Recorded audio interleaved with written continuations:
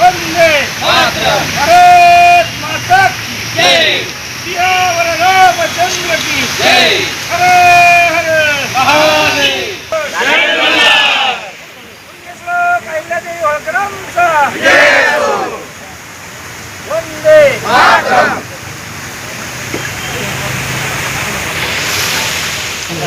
जयंती शहरात साजरी झाली।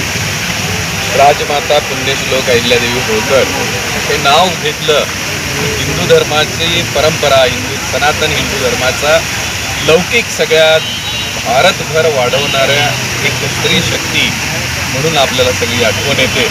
आणि पुण्यश्लोक अहिल्यादेवी होळकरांनी ज्या पद्धतीने मंदिरांचं पुनरुज्जीवन असेल, म्हणजे फक्त आपल्या राज्यात न करता पूर्ण देशभरामध्ये त्यांनी सगळी मोठी मंदिरं, हिमालय, आपला की कृष्णेश्वर असेल, आपला साताराचं खंडोबा मंदिर असेल किंवा काशी विश्वेश्वराचं मंदिर असेल, सोमनाथाचं मंदिर असेल, या सगळ्या मंदिरांचा जीर्णोद्धार करत एक धार्मिक आपल्या या देशाची जी परंपरा आहे तिला जपण्याचं, तिचं वाढ करण्याचं, म्हणजे ज्या मोगलांनी आपली मंदिरं उद्ध्वस्त केलेली होती ती मंदिरं मोडणं म्हणजे हिंदू समाजाचा आत्मविश्वास जाणं असं होतं।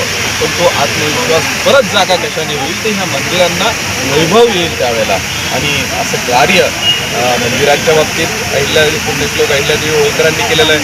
त्याचप्रमाणे पाण्यासाठी म्हणजे त्यावेळेला कुठे बिस्लरीची बाटली नव्हती की कुठे बोरवेल नव्हती, पण अशा वेळेला जे देशाटन करायचे, धर्मयात्रांना सगळी मंडळी जायची, त्यांना ठिकठिकाणी राहण्याची सोय, धर्मशाळा, पाणी पिण्याची सोय आणि अन्नछत्र अशा सोयी ह्या अतिशय दूरदृष्टीने पुण्यश्लोक अहिल्यादेवी होळकरांनी ज्या केलेल्या आहेत त्या खरोखर एक स्त्री लढवय्या आणि धर्मजागृती करणारी स्त्री म्हणून आजच्या सगळ्याच माता भगिनीने आपण सगळ्यांनी अहिल्यादेवी होळकरांकडून आपण शिकलं पाहिजे की धर्म आपला प्रथम आहे आणि धर्माची आस्था असणं, धर्माला जोडून राहणं म्हणजे भारत एकसंघ राहणं असं आहे।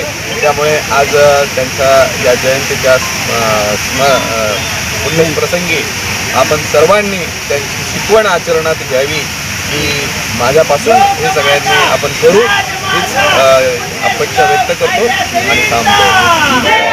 आज पुण्यश्लोक अहिल्यादेवी होळकर यांची 301वी जयंतीनिमित्त सर्व महाराष्ट्रामध्ये समाज बांधव एकवटलेला आहे। जयंती ही मोठ्या भव्य दिव्य थाटामाटात साजरी करत आहे। प्रत्येक वस्ती, वाड्या, जिल्ह्यात, तालुक्यात, गावात मोठ्या प्रमाणात आपण ही जयंती साजरी करत आहोत। संभाजीनगर वासियामध्ये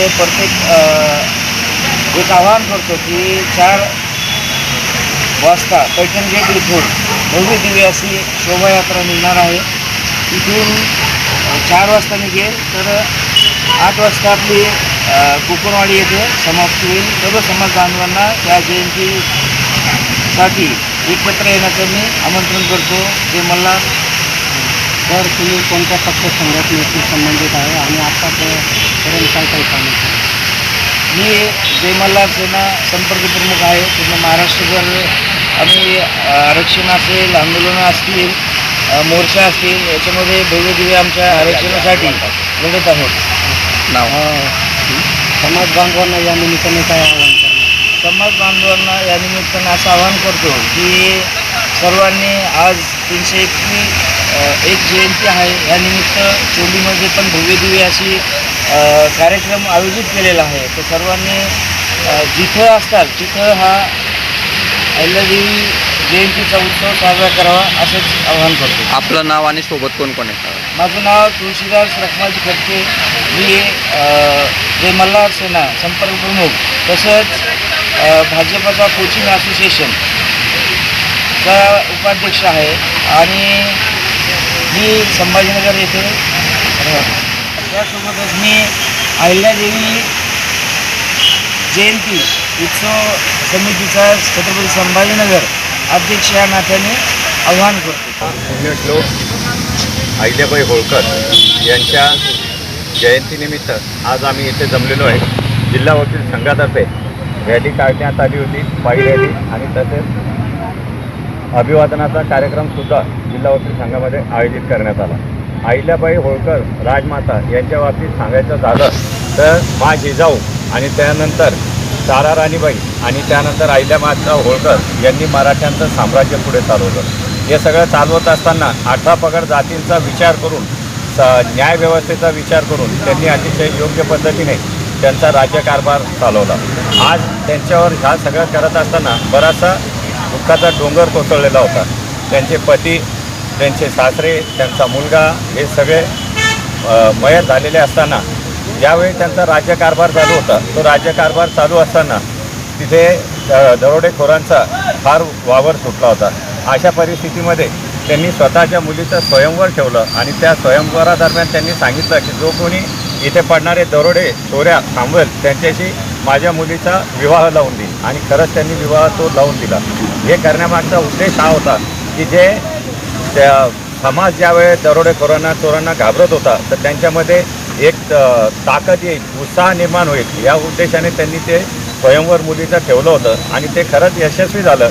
त्यानंतर त्यांच्या राज्यामध्ये कधीही दरोडा पडला नाही, चोऱ्या झाल्या नाही. हे सगळं करत असताना महिलांचं पहिल्यांदा जर सैन्यदल पूर्ण इतिहासामध्ये कोणी उभारलं असेल तर ते अहिल्याबाई होळकर आहेत. एवढं सांगून मी माझे 2 शब्द सांगतो. ॲडव्होकेट संतोष गंगाधरराव चव्हाण. उपस्थिती कोण कोण तुमच्यासोबत? काय कोण कोण उपस्थित आहे? माझ्यासोबत गायकवाड साहेब आहेत, हरदास साहेब आहे, आवारे साहेब आहे, लबडे साहेब आहे. आम्ही सर्व वकील बांधव आहोत.